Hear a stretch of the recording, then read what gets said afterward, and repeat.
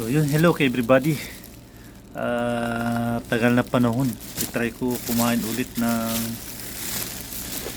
pagkain ng mga Pakistan, mga Bangladesh, mga Indiano. So, malaking tinapay. Ito nyo mga kabradi. Kita nyo. Oh. Good for 5 person or 3. Ito. Oh. Try natin mga kabady. Uy, iniikot yung upuan. Mainit pa. Kailangan natin bilisan. Yung pagkain dito mga kabady sa tarang tinapay na tuya tamis. Habang mainit, kailangan lapangin mo ng kainin mo ng kainin. Tsaka itong sausawan ko mga everybody. Oh. Yan.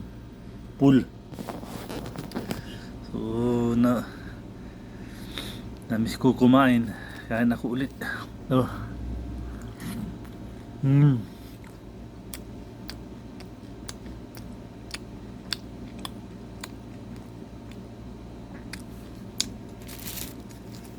Sarap kumain pag matagal na hindi mo matitikman. Pero mabilis lang makabali talaga. Mabilis ang kain dito kasi pag lumalamig to,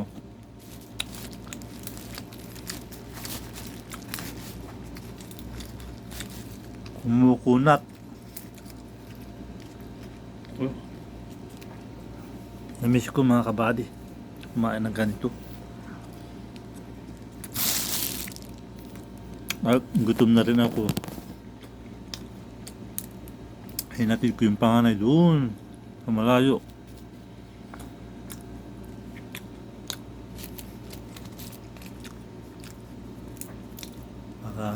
Nadaanan ko yung dinaanan ko yung bilihan ng ganito.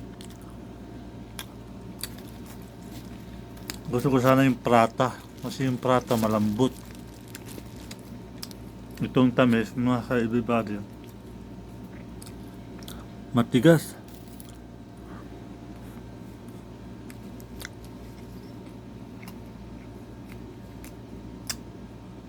May iba-iba silang klaseng pagbibinta nito mga kaibigan.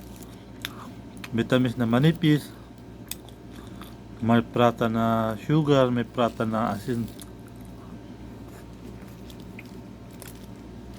Meron din yung ganito kalaki pero parang tinapay, yung biskwit na yung mare, ganun meron. Doon yun sa may malapit sa school Alapak.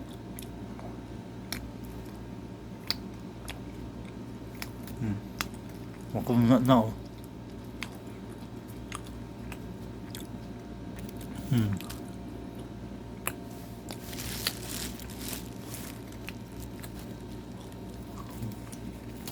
Siguro mga 1/4 lang makakain ko dito mga kaibali.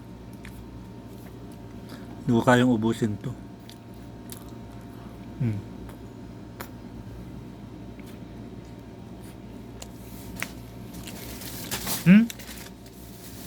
Nahulog. Ba yan?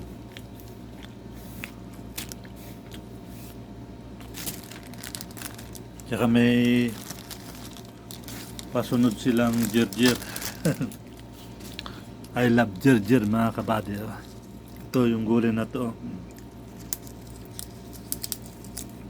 Tapos sausaw natin. Ha?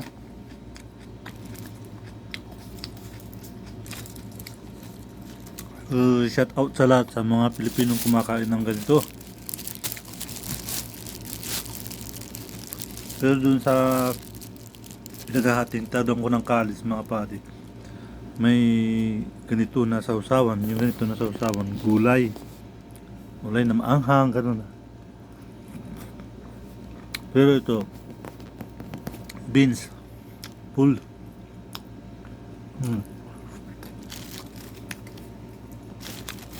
Nahanap ko yung sa mainit sa gitna kasi manipis, malambot. Doon sa gilid makapal. Kaya sa gitnaan ako pulot. Oh,